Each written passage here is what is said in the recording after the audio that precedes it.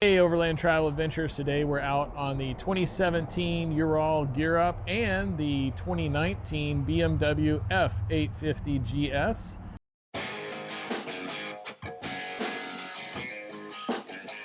All right, so we're going to take a look at the BMW F850GS. This is a 2019. We got it late last year.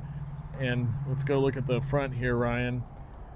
So right up front we have the Clearwater Darlas, and Glenn from Clearwater, we know him. He's local here in Sacramento, actually Rancho Cordova.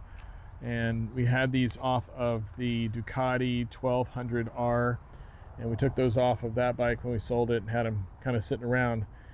And it's got these cool yellow covers on it. They are not controlled by the rheostat like a lot of the Clearwaters are. They just are controlled by the brights. So if your brights are on, they're on. We've also put the fork sliders on there. We talked about that earlier. These are the Speedy Moto fork sliders. I believe you pronounce it Puge.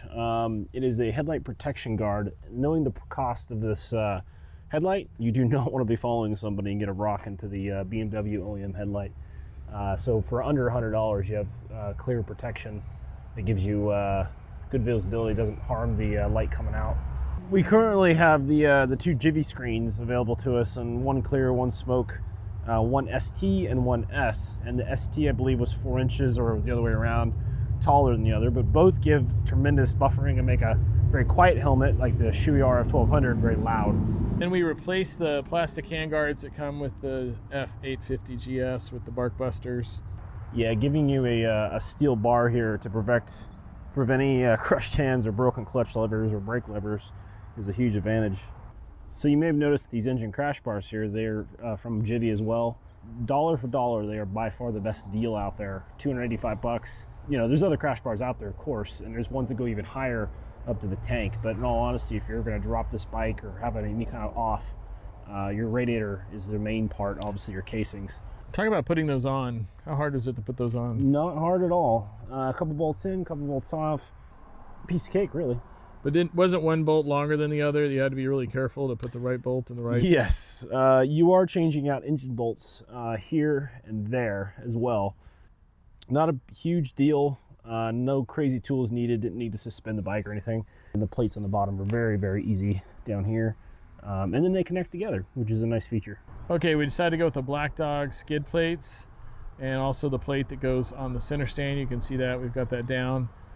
Really tough steel plate, protect all the important bits, including the oil filter, bottom of the motor. And they do sell, one of the only companies to sell the resonator plate as well. Worst case scenario, you have a tree branch or you go over a log and you slam that resonator. The resonator from BMW, of course, is not cheap, not something you want to damage. When the kickstand or the center stand is down, or up I should say, it gives it a nice set of protection. So if we're doing video, we've got the Insta360 360 camera, but this is an action camera that you can change out lenses. It has a 1-inch lens from Leica that you can put on there for more of an action camera.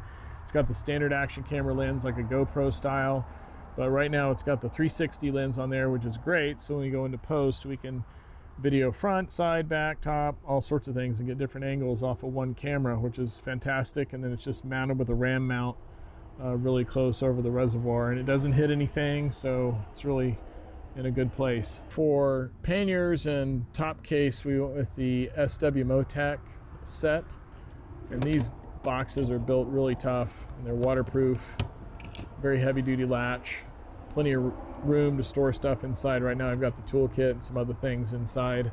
1 gallon Rotopax cans on the left side is the gas, and we've taken that off just to show how it mounts. And on the right side is the water, so I can carry 1 gallon of water, 1 gallon of gas. And it's very sturdy. I mean, grab it, shake it. You know, it's not too much weight back here. I know people have commented on the weight of that. It's not really heavy, even with some weight in there. It's not going to pull that top case off of there. And then on the inside, Ryan comes around, you can see there's a round circular disc plate on this side that helps pull everything together, so it's not going to rip those bolts through or anything like that. So it's very, very sturdy. One of the coolest things about this particular case mount and top case is that you can actually get a full-size regular helmet. Probably not an adventure helmet with a visor and a high... Though we haven't tested that. It might fit in there. It might. It's got a lot of room. Oh yeah. You can easily get a Shui F850 or an Arai Corsair or something of that nature in the helmet, and you got a really good security at that point. So we do have both of the SW Motec side panniers, and they hook on here really sturdily to the frame, and then they lock on here. Work really well, give you lots of protection, lot more storage space. This is the titanium HP with the carbon end cap in the nice brush finish. Not so much brushed, but this exact pipe was on the bike next to John's that he eventually bought. We told the dealer, like, hey, throw that pipe in, we'll take it today. So they did that, and I think it looks great. Sounds a little better. Mm-hmm. It's not a whole lot. I mean, you can't do a whole lot in California to your exhaust system.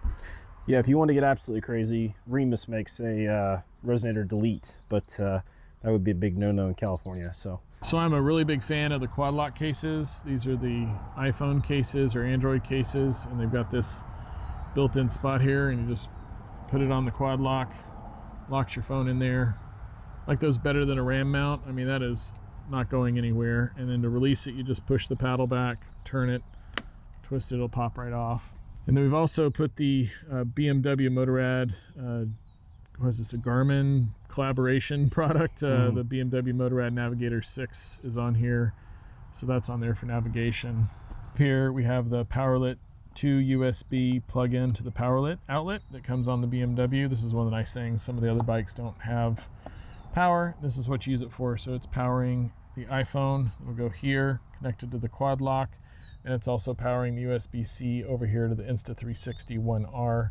I've also put a USB power that plugs into the SAE connector here, and this is used to trickle charge the battery when we're not riding. But when we are riding, then it's plugging into this, and it's routing power back here to the back to another 2 USB outlet. I just got that off Amazon.